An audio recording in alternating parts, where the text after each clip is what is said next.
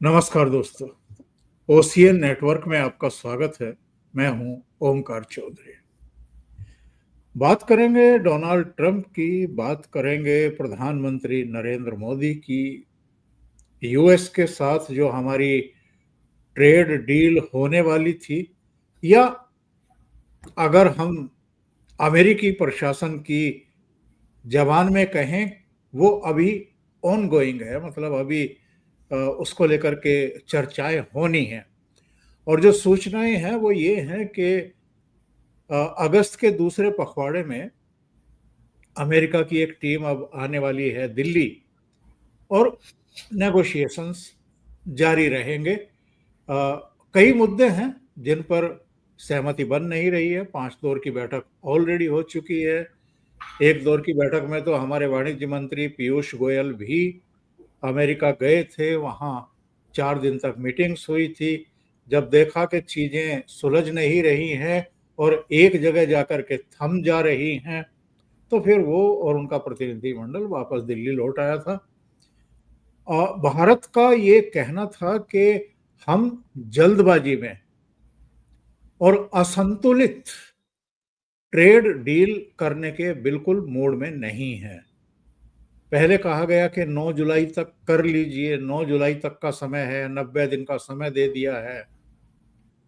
फिर कहा गया कि 1 अगस्त से पहले पहले कर लीजिए, लेकिन भारत किसी प्रेशर में आया नहीं। और जो सूचनाएं मिल रही हैं मोटे मोटे तौर पर वो ये हैं कि एक तो एग्रीकल्चर सेक्टर में अमेरिका अपनी घुसपैठ चाहता है, दूसरे डेयरी के क्षेत्र में भी वो अंदर आना चाहता है, और भारत के कुछ रिजर्वेशंस हैं फार्मर्स को लेकर के, उनके हितों को लेकर के। दूसरे, भारत ने ये भी बड़ा साफ कर दिया है कि भाई वॉशिंगटन जो है वो हमारी अर्थ नीति, हमारी विदेश नीति, हमारी रक्षा नीति और जो हमारी ऊर्जा नीति है वो तय नहीं कर सकता। ये हम तय करेंगे। हम एक संप्रभु राष्ट्र हैं, और हमारा वैसे भी अमेरिका से कितना व्यापार है, कितना लेन देन है, कुल मिलाकर के 2%। और उस 2% में भी 2-3 चीजें ऐसी हैं जो एग्जेम्प्ट हैं। तो ऐसे में कम से कम भारत की सेहत पर तो कोई बड़ा असर नहीं पड़ता है, लेकिन जल्दबाजी में और जो प्रेशर बिल्डअप कर रहे थे डोनाल्ड ट्रंप, उसकी वजह से जो उनकी अपेक्षा थी कि चूंकि चीन उनके एग्रीकल्चरल प्रोडक्ट नहीं खरीद रहा है, उसने अब बंद कर दिए हैं, तो वहां के किसानों का जो दबाव है ट्रंप के ऊपर और कुछ दूसरे क्षेत्रों का, तो उसको उम्मीद थी कि भारत पर थोड़ा सा प्रेशर डालेंगे, कुछ बयानबाजी करेंगे, और उसके बाद भारत प्रेशर में आ जाएगा, और जो एक कृषि का संकट है, कृषि सेक्टर का संकट है, उसको वो हल कर लेंगे। वो होता हुआ दिखाई दे नहीं रहा है। और कुछ गलतियां मैं कहूंगा कि डोनाल्ड ट्रंप ने कर दी, इंडियन इकोनॉमी को डेड बता करके, और लगातार सीज फायर को लेकर के गलत बयानी करके खुद प्रधानमंत्री नरेंद्र मोदी को पार्लियामेंट में खड़े होकर के कहना पड़ा कि दुनिया के किसी भी देश के नेता के प्रेशर में हमने सीज फायर नहीं किया। और ये कूटनीति की भाषा है जो डोनाल्ड ट्रंप को भी समझ में आ गई होगी। इसलिए नरेंद्र मोदी के पार्लियामेंट के भाषण के अगले ही दिन उन्होंने भारत पर 25% टैरिफ एक तरफा थोपने का ऐलान कर दिया। मेरे साथ जुड़ रहे हैं शिकागो से, अमेरिका से ही जुड़ रहे हैं डॉक्टर मुनीश रायजादा। और आप जानते हैं कि अमेरिका में इस समय 50 लाख से ज़्यादा भारतीय हैं।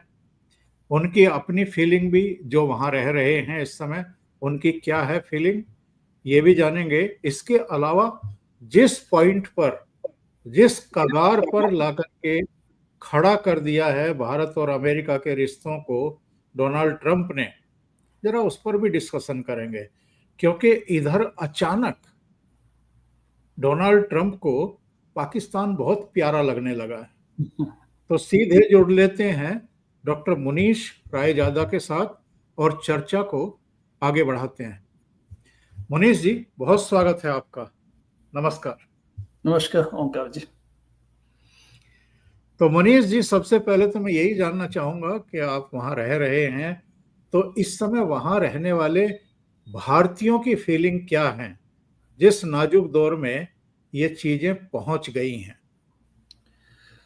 पिछले 25 सालों में जिस प्रकार से एक एक अमेरिकन प्रेसिडेंट ने, चाहे वो रिपब्लिकन पार्टी के हों, चाहे वो डेमोक्रेट पार्टी के हों, डेमोक्रेटिक पार्टी के हों, सब ने भारत के साथ संबंधों को मजबूत बनाने के लिए पूरा प्रयास किया और बड़ी एक कामराडरी, एक स्नेह और एक सम्मोहन दिखाया। और भारत तो आप जानते हैं, हम तो अतिथि को वैसे भी भगवान से भी ऊपर मानते हैं, और भारत ने उतने ही दिल खोल के उसको रेसिप्रोकेट किया, क्योंकि पिछले 25-30 सालों में भारतीय डायस्पोरा भी अमेरिका में बढ़ा है, दबदबा बढ़ा है, इन्फ्लुएंस बढ़ा है। जो पहले वाली पीढ़ी थी वो सेटल हो चुकी थी, उनके बच्चे अब वो अमेरिकन अंदाज से चीजें देखने लगे।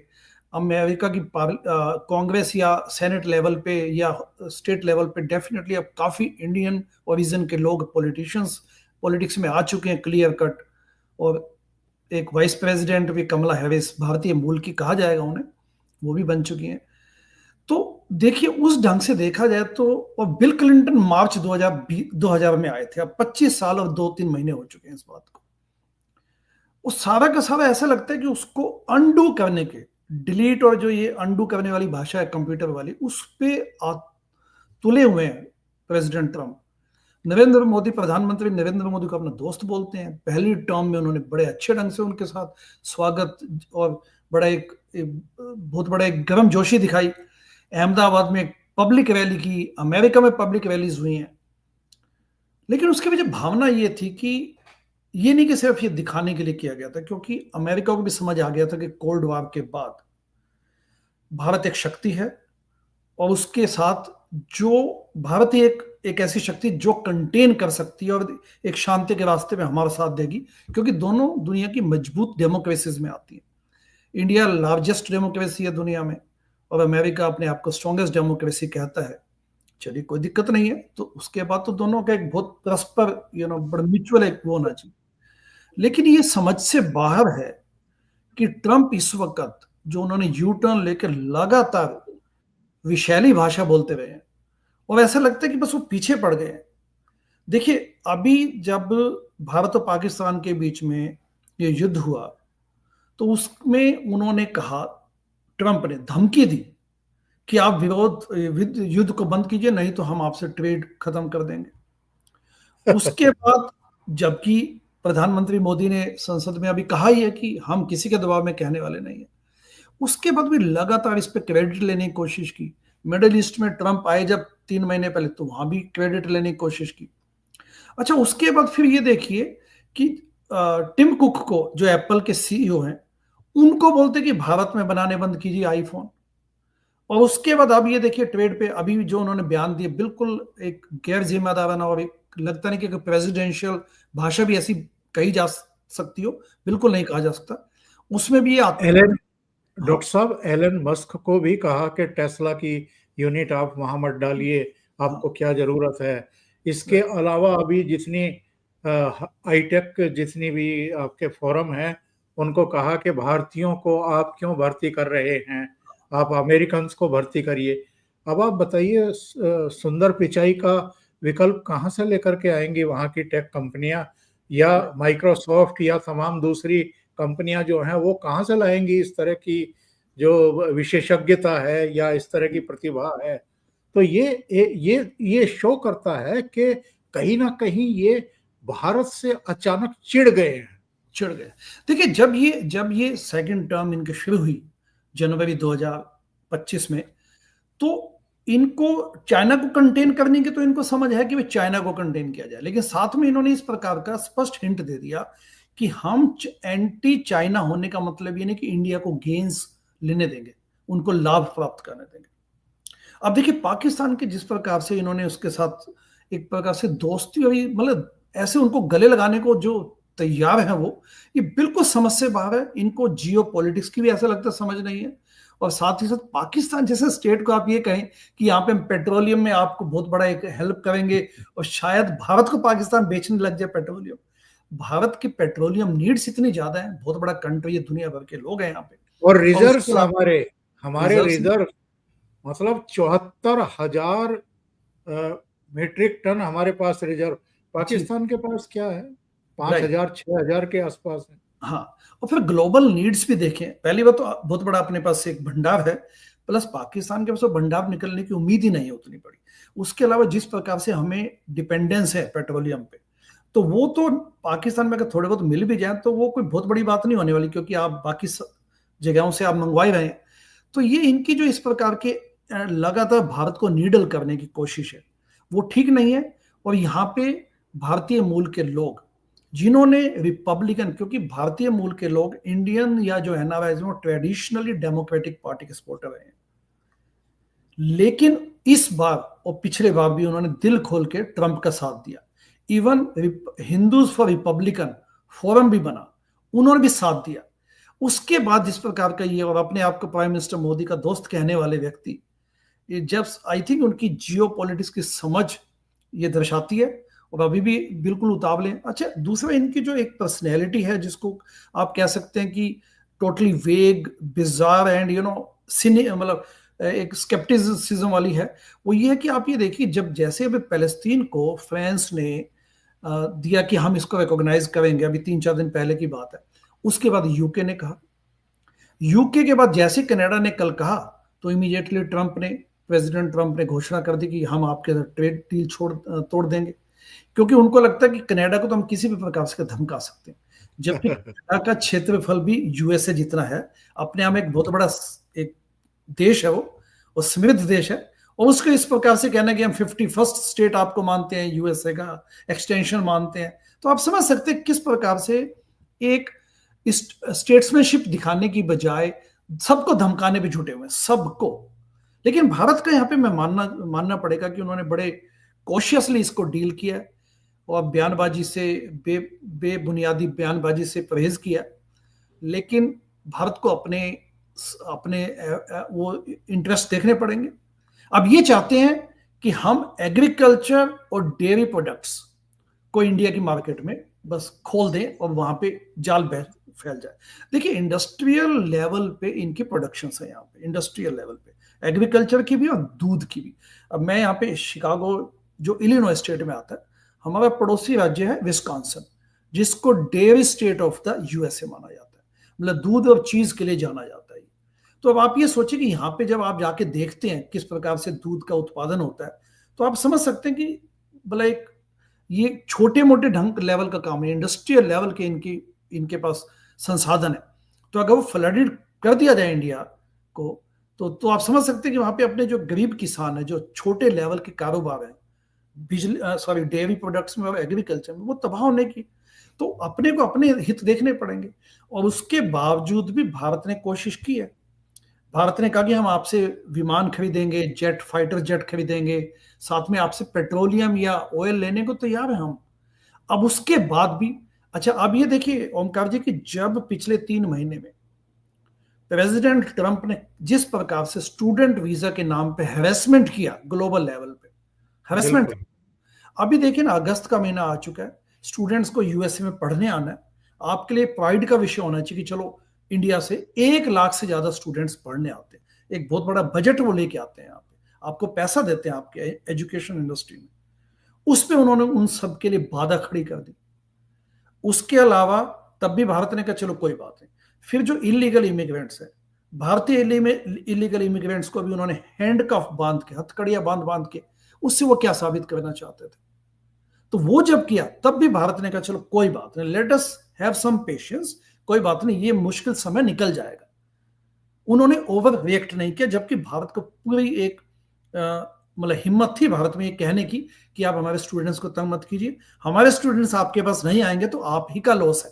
लेकिन भारत ने तब भी संयम रखा। तो ये प्रेसिडेंट है जो कि भारत के लगातार पेशेंस को उन्होंने उसको टेस्ट करने की कोशिश की।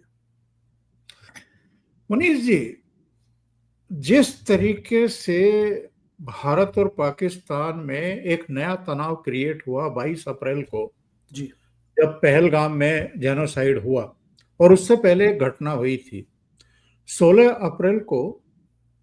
पाकिस्तानी आर्मी के चीफ आसिम मुनीर ने एक बहुत गैर जिम्मेदाराना, मौलानाओं की तरह की एक तकरीर की थी, यस जिसमें उन्होंने हिंदुओं को एक तरीके से काफिर बता दिया था और मुसलमानों को एक, जैसे एक सुपरमेसी में रख दिया, और जो इस्लाम है उसको भी ये बताया कि वो तो कोई मतलब मुकाबला ही नहीं है हिंदू समाज का और इस्लाम का।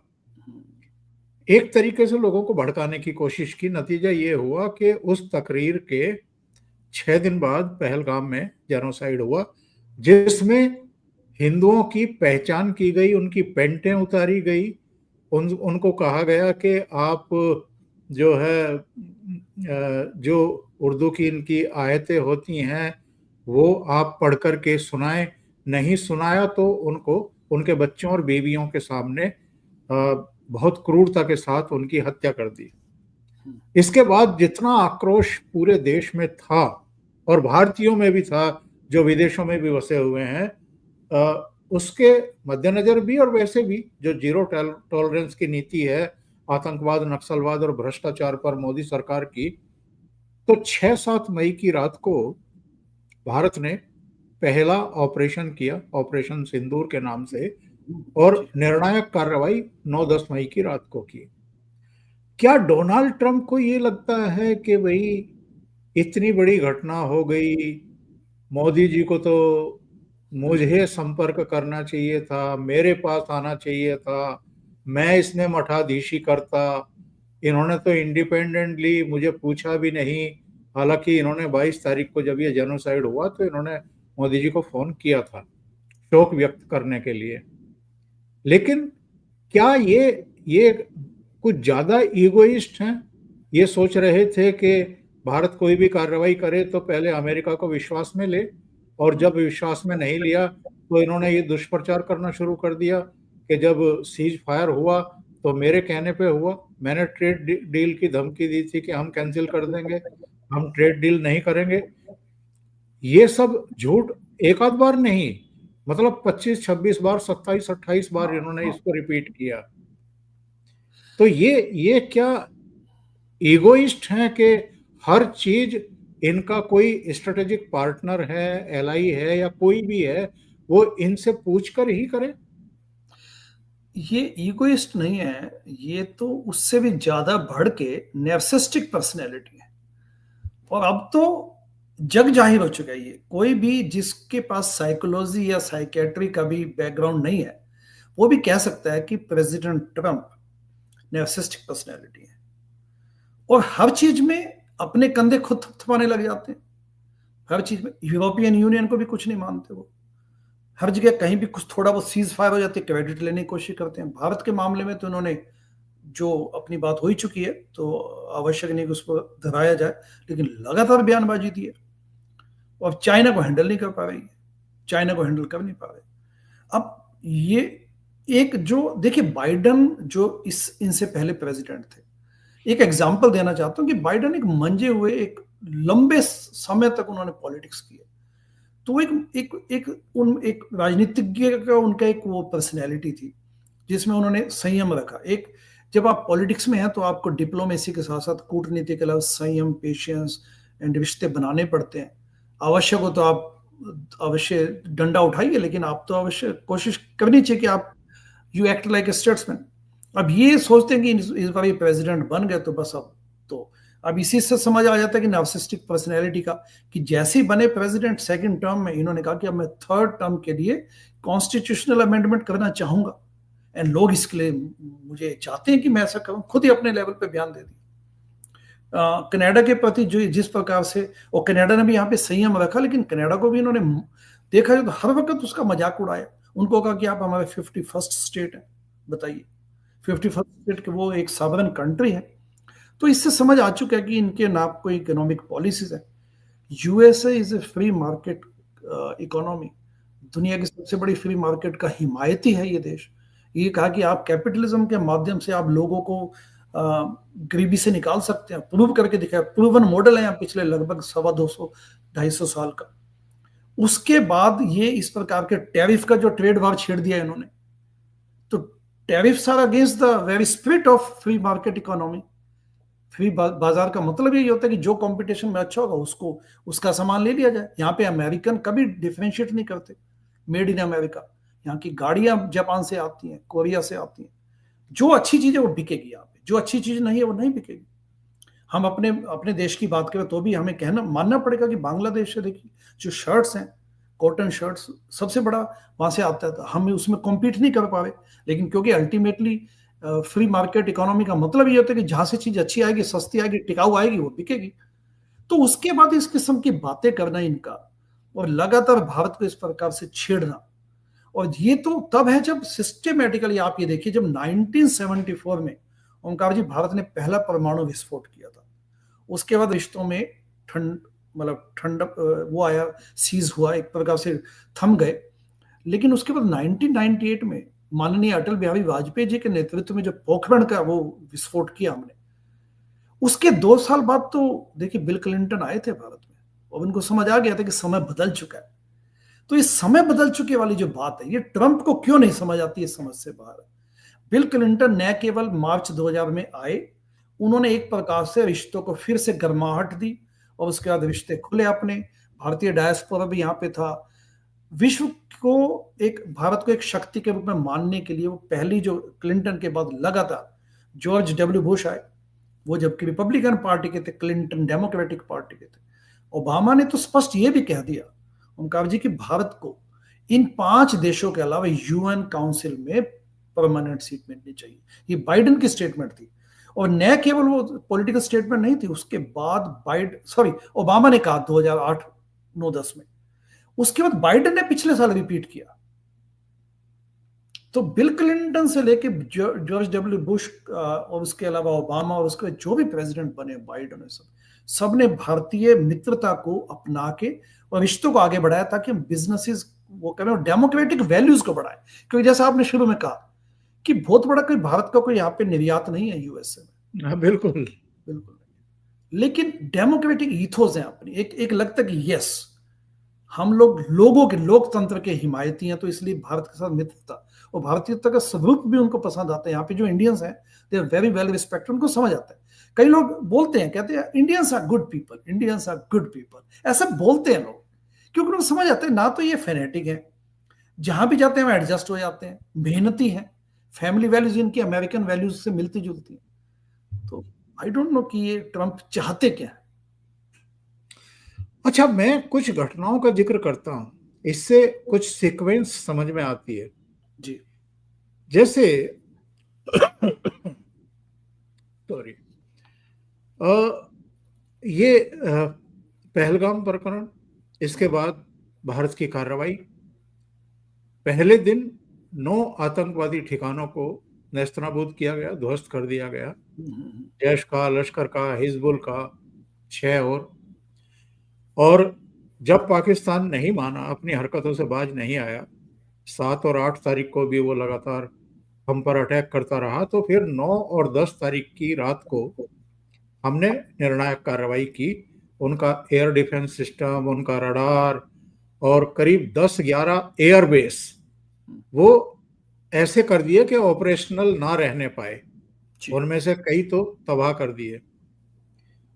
इनमें नूर खान एयरबेस भी, जिसके बारे में बाद में पता लगा कि वो अमेरिका की निगरानी और कब्जे में रहा है, और सरगोधा हिल्स, इन पर भी अटैक किए गए। पता लगा दोनों ही जगह अमेरिका के परमाणु एसेट्स रखे हुए थे। उस घटना के बाद यूएस प्रेसिडेंट के और यूएस एडमिनिस्ट्रेशन के एक तरीके से सुर बदल गए, तेवर बदल गए, और उससे पहले जो थोड़ी बहुत लिहाज बची हुई थी, शायद वो भी उठा करके खूंटी पर टांग दी गई। उसी दौरान ये टेस्ला को कह रहे थे कि आप अपनी यूनिट भारत में क्यों डाल रहे हैं। टिम कुक पर ये प्रेशराइज कर रहे थे कि एप्पल का उत्पादन यहीं क्यों नहीं बढ़ाते हो, जबकि भारत में जो कुल मिलाकर के उत्पादन की लागत है वो कहीं कम है अमेरिका के मुकाबले। यहाँ $1,000 में अगर एक फोन तैयार हो रहा है तो अमेरिका में वो $3,000 में होता है, मतलब 3 गुना अंतर है। इन्होंने 25% टैरिफ लगाने की घोषणा कर दी। फिर आईटी कंपनियों को कहा कि भारतीयों को क्यों भर्ती कर रहे हो, अमेरिका के लोगों को ही भर्ती करो। जिसका जिक्र आपने किया कि वो पहले घटना हो चुकी थी कि बेड़ियां और हथकड़ियां डाल करके विमान में भारतीयों को, उनको आप घुसपैठिया कह लीजिए, बिना वीजा के अमेरिका जैसे वो एक डोकी रूट से पहुंचते हैं, उनको उनका अपराध था। भारत ने भी कोई प्रतिक्रिया इसलिए नहीं दी कि गलत तरीके से वो अमेरिका में गए थे, जो हमें पसंद नहीं है। जी। लगातार भारत को चिढ़ाने वाली कार्रवाइयां हुई हैं ट्रंप की तरफ से, और जब कनाडा में एक मुलाकात हो सकती थी मोदी और ट्रंप के बीच में, तो मोदी के पहुंचने से पहले ये वहां से भी खिसक गए और फिर मोदी जी को कहा कि आप वॉशिंगटन होते हुए जाइए, और वहां पर आसिम मुनीर को आपने बैठाया हुआ था। तो क्या आप ये समझते हैं कि मोदी जी ने कच्ची गोलियां खा रखी हैं, और उसके बाद जो यहाँ भारत आने पर उनकी फजीहत होती उसका अंदाजा, मेरे विचार से ऐसा तो है नहीं कि ट्रंप को इसकी समझ नहीं है, तो जानबूझ करके कुछ ऐसी चीजें की गई हैं कि भारत जो है वो असहज भी हो और ये स्थितियां परिस्थितियां बन जाए, और ऊपर से आप प्रेशराइज कर रहे हैं।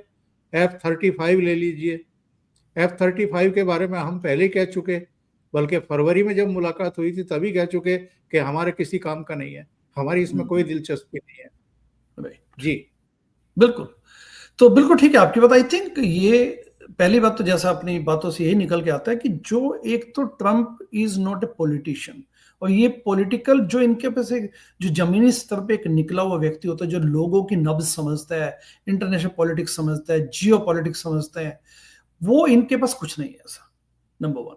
नंबर टू, इनको जिस प्रकार की मेजोरिटी मिली इस बार, इनको जिस प्रकार से चुना गया, तो इनको लगा कि बस वो जो इनका ईगो या जो नार्सिसिस्टिक पर्सनैलिटी डबल जाग गई, ठीक है ना, क्योंकि वही ट्रंप थे जिन्होंने पहली दफा पहले अपने टर्म में इन्होंने पाकिस्तान को अच्छी खासी झाड़ लगाई थी, उसकी $1 बिलियन की एड को समाप्त किया था, और तब कहा था कि आप टेररिज्म को कि आपसे हिमायती, आप सपोर्टर हैं, आप हब हैं उसके।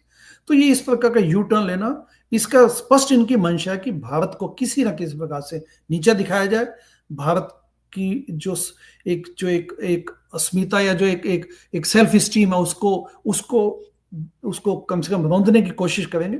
लेकिन भारत एक बहुत बड़ा मुल्क है, भारत एक बहुत बड़ा देश है, और सबसे अच्छी बात यह है कि भारत की जो भारत का मिजाज है, वो दुनिया में कोई आपको दुश्मन तो मिलेगा ही नहीं, क्योंकि भारतीयता चीज ही ऐसी है। जैसे मैंने एक छोटा सा एग्जांपल दिया, माइक्रो एग्जांपल, कि लोग पसंद करते हैं भारतीयों को जहां भी जाते हैं, and it's not about USA, middle east में भी जो भारतीय जाते हैं, आप ये देख लीजिए कि भारतीय मिडल ईस्ट में भी भारतीय मूल के लोग पाकिस्तानी मूल के लोगों के मुकाबले वहां पे डिस्टिंक्शन दिखती है। अफ्रीका में जाते हैं भारतीय मूल के लोग, जहां जाते हैं मेहनत से अपना स्थान बनाते हैं, वहां पे रचते बसते हैं। तो ये इनके अब सेकंड टर्म है, लास्ट टर्म है इनकी, इसके बाद ये प्रेसिडेंट बन नहीं सकते। ऐसी आशा की जाए इनको मति आए, इनको सुधबुद्धि आए, और इस प्रकार का जिस प्रकार से एक ऐसे रास्ते पे चल चुके हैं जो सिर्फ विध्वंसक है, सिर्फ नुकसान है, मैत्री के रास्ते कहीं नहीं जुड़ेंगे, न केवल भारत के साथ पूरी दुनिया में। इस प्रकार से जो इन्होंने किया हुआ अपने बुलिंग, जिस कहते हैं बुलिंग का एक इन्होंने अनलिश किया हुआ पूरी दुनिया पे, तो इनको समझ आए। और पाकिस्तान के साथ जो इनका एक सौहार्दता इनको दिख रही है, वो जल्दी समझ आ जाएगी, क्योंकि पाकिस्तान की जो सिचुएशन है वो सबको पता है, और उनका जो उनकी जो स्पिरिट है कि हर वक्त धर्म के नाम पे गंदगी फैलाना, वो भी लोगों को दिखता है, इनको भी दिखेगा, क्योंकि वो अपनी हरकतों से तो बाज आएंगे नहीं। तो ये आशा की जाए कि अच्छा होगा, आने वाले समय में सद्बुद्धि आएगी, भारत संयम के साथ अच्छी हैंडल करेगा उसको। मुनीर जी, रूस हमारा टेस्टेड फ्रेंड जी, जो हमारे हर संकट में हमारे साथ खड़ा रहा, और 71 के युद्ध में तो जब अमेरिका ने पाकिस्तान की मदद के लिए अपना बेड़ा जो है वो समुद्र में उतारा, तो रूस ने अपनी पनडुब्बियां जो है वो भेज दी मुकाबले के लिए, राइट। तो इनको पीछे हटना पड़ा। तो ऐसे संकट के समय जब जरूरत पड़ती है तब रूस जो है वो खड़ा हो जाता है, अस्त्र शस्त्र ईंधन हमें रियायती दरों पर हर मामले में वो। और जबकि अमेरिका के साथ हमने अगर लड़ाकू विमानों के इंजन का सौदा किया था, 3 साल डिले करके हमको अब जा करके वो इंजन देने शुरू किए हैं। जब हमारी ज़रूरतें होती हैं तब आप हमें सप्लाई नहीं करते हैं, आप जानबूझ करके डिले करते हैं। जो आपके मतलब दुनिया भर में कहना चाहिए कि एक तरीके से मैं उस शब्द का प्रयोग नहीं करना चाहता, लेकिन आपकी धरती पर ही F-35 गिर रहा है। हमारे केरल के आसमान में संदिग्ध अवस्था में उड़ते हुए पाया गया, हमने उसको नीचे उतार लिया कि भाई तू नीचे उतरा, नहीं तो हमारी मिसाइलें तैयार हैं, और 40 दिन बाद उड़ पाया वो। आंध्र प्रदेश के तट के पास ये दावा करते हैं कि ये 5th जनरेशन है, स्टील्थ विमान है, ये रडार में पकड़ में नहीं आ सकता। हमने दोनों जगह पकड़ लिया, दोनों जगह डिटेक्ट किया। आंध्र प्रदेश के पास तो वापस भाग गया। तो फरवरी में ही भारत ने कह दिया था कि F-35 में हमारी कोई दिलचस्पी नहीं है। इसके बावजूद उसके लिए प्रेशराइज करना, और रूस से आप तेल खरीद रहे हैं तो मैं अतिरिक्त टैरिफ लगाऊंगा, रूस के साथ आपकी दोस्ती है अतिरिक्त टैरिफ लगाऊंगा, S-400 आपने सिस्टम खरीदा और टैरिफ लगाऊंगा। ये सब क्या है? S-400 का जब सौदा हुआ था तब बाइडेन प्रेसिडेंट थे, उन्होंने कास्टा लगाने के लिए कहा था कि हमने टर्की पे लगा दिया, हमने उस पर लगा दिया, हम भारत पे भी लगा देंगे। हम तो तब भी इनके प्रेशर में नहीं आए, लगा दीजिए अगर आपको लगाना है तो। हमारी जो रक्षा जरूरतें हैं वो हम पूरी करेंगे, और जहां से चाहेंगे वहां से करेंगे, जहां हमें पसंद आएगा। हम हमारी रक्षा नीति और हमारी रणनीति वॉशिंगटन तय नहीं कर सकता, नई दिल्ली ही तय करेगी। एग्जैक्टली। तो ये चीजें क्या इनको नागवार गुजर रही हैं, और ये पाकिस्तान और भारत में अंतर करने में थोड़ा इनको दिक्कत आ रही है। एग्जैक्टली। देखिए, अगर यदि आप यूएसए के एकेडमिक उसको देखें, पूरे सिस्टम को देखें, इंटेलिजेंस को देखें, डिफेंस वालों के एक्सपर्ट्स की राय माने, तो उन सबको समझ है कि भारत कहाँ खड़ा है। पाकिस्तान के साथ तो मुकाबले करने की नौबत ही नहीं आनी चाहिए। भारत अपने आप में एक शक्तिशाली देश है, 4th लार्जेस्ट जीडीपी है, ठीक है। परचेजिंग पावर अपनी उतनी नहीं है अभी, बट ठीक है, वो भी आएगा समय। इन सब चीजों को ध्यान में रखते हुए, और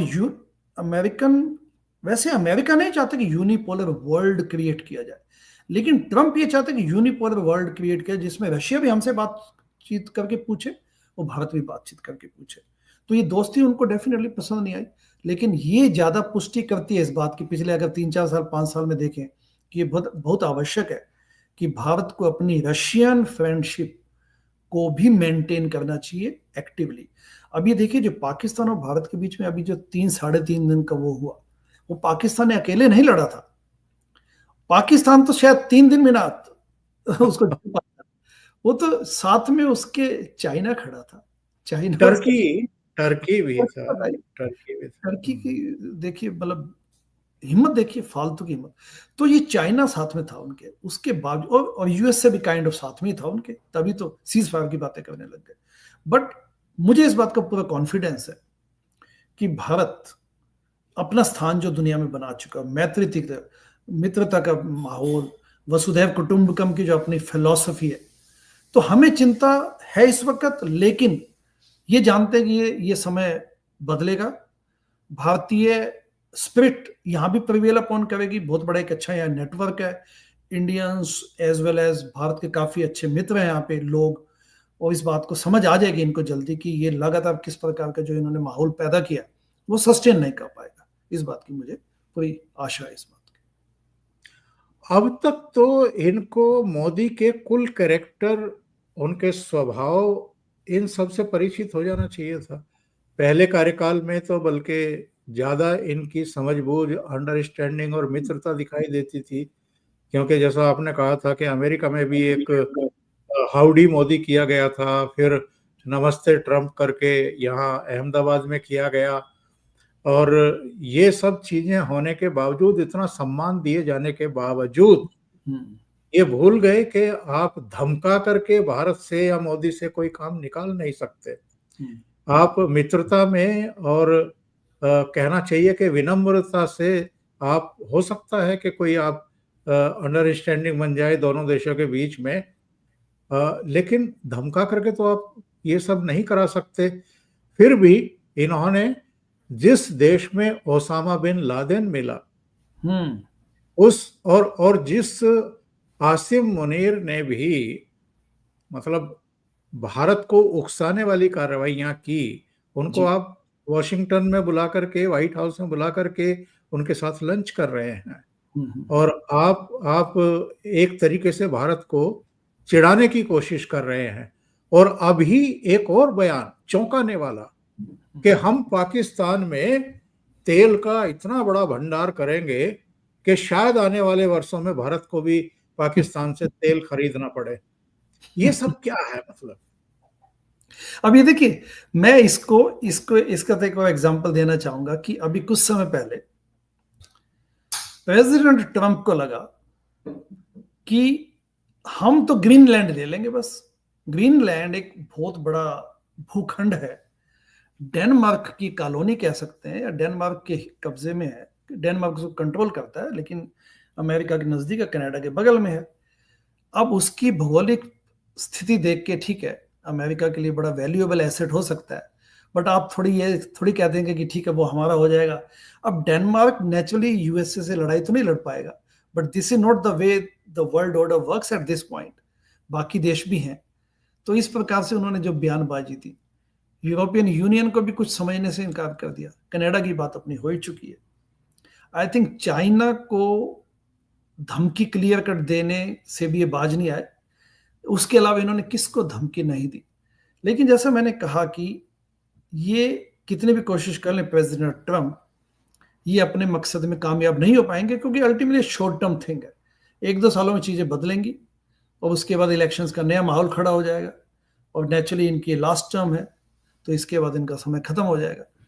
एंड ये बात तो तय है कि इंटेलिजेंस, डिफेंस एनालिस्ट और जो एकेडमी है वो समझता है कि भारत की वैल्यू क्या है।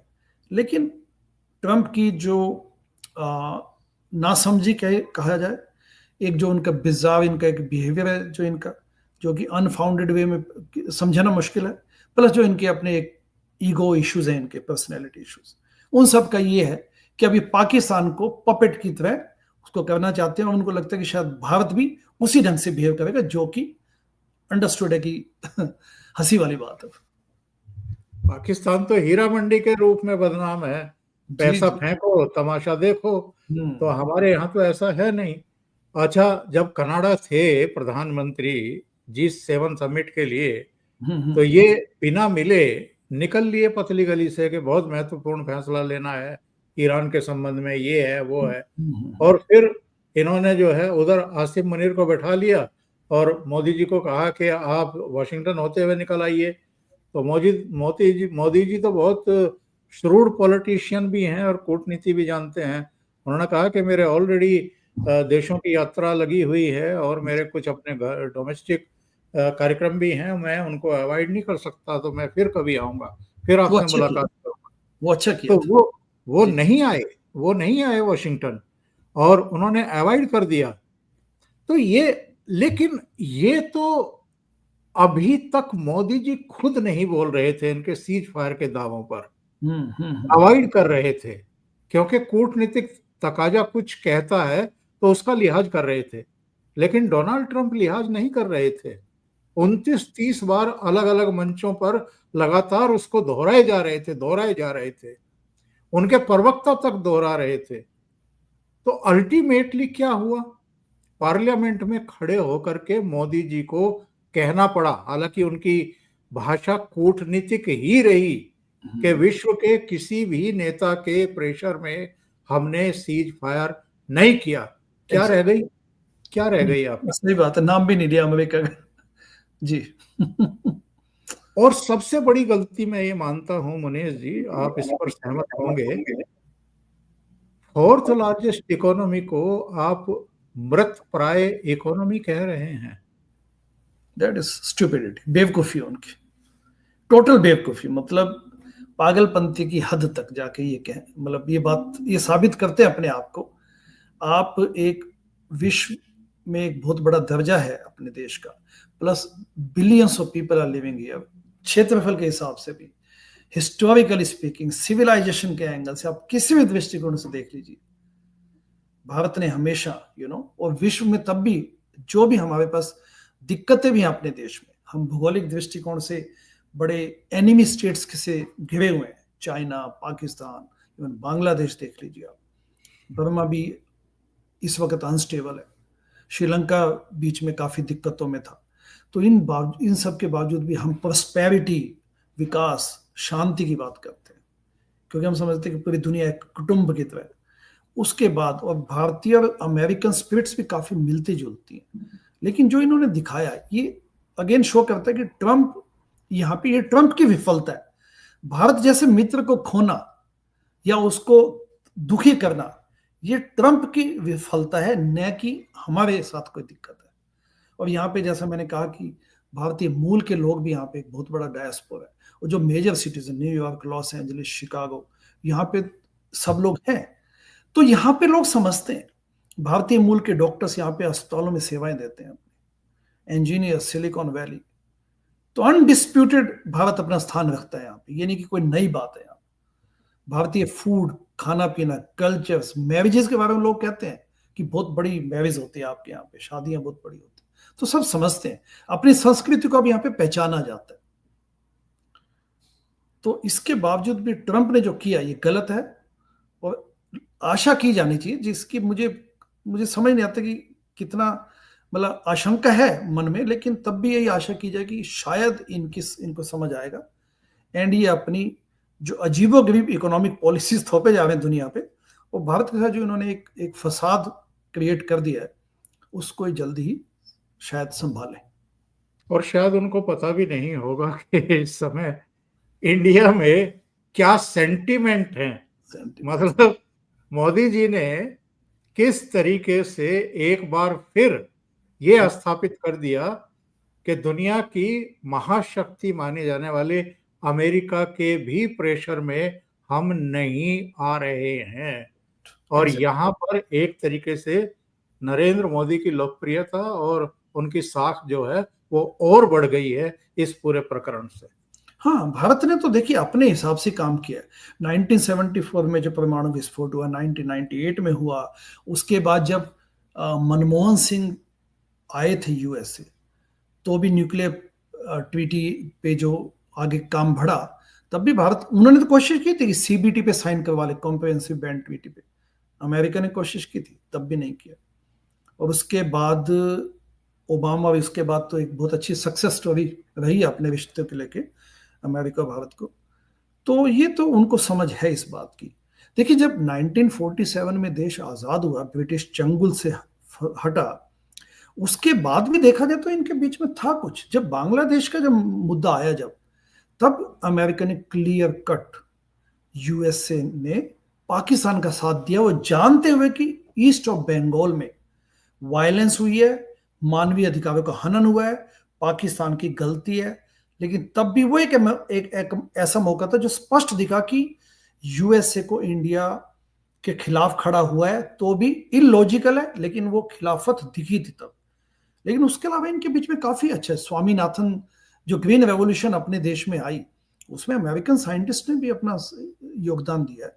कानपुर का जो पहला आईआईटी बना, उसमें भी यूएसए ने अपना योगदान दिया। तो एक जो हंगर बैली थी अपने देश में, एक सिचुएशन पैदा हो गई थी 1947 के अगले काफी सालों तक, जब निर्यात होके अनाज अमेरिका से आता था, लेकिन उसके बाद भारत को निकलने में भी मदद की अमेरिका ने। तो कुछ मौकों को छोड़ के, और फिर जब 1974 में परमाणु विस्फोट किया भारत ने, तो नेचुरली अमेरिका को ये पसंद नहीं आया, तो रिश्तों में डेफिनेटली एक दिक्कत आई, फ्रीज हुए रिलेशंस। बट अल्टीमेटली देखा जाए तो इनका, और 2000 से तो लगातार इंडिया ने गेन किया और अमेरिका ने भी गेन किया। तो बहुत बहुत धन्यवाद मुनीष जी, जुड़ने के लिए, इतना समय निकालने के लिए। और मौजूदा प्रकरण पर चर्चा करने के लिए। Thank you so much. आपके शो में हमेशा मुझे अच्छा लगता है बातचीत रखते हुए अपनी। जी थैंक यू सो मच।